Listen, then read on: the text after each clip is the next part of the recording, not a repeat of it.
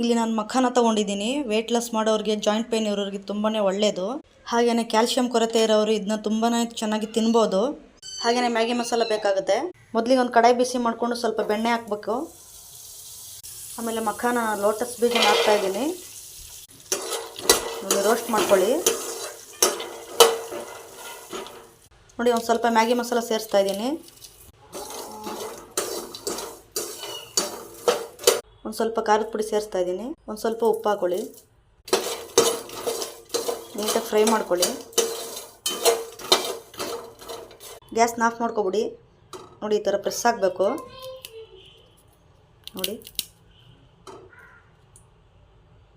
ನೋಡಿ ಈ ಥರ ಪ್ರೆಸ್ ಆಗಬೇಕು. ನೋಡಿ, ಫೈನಲ್ ಅದು ರೆಡಿಯಾಗಿದೆ.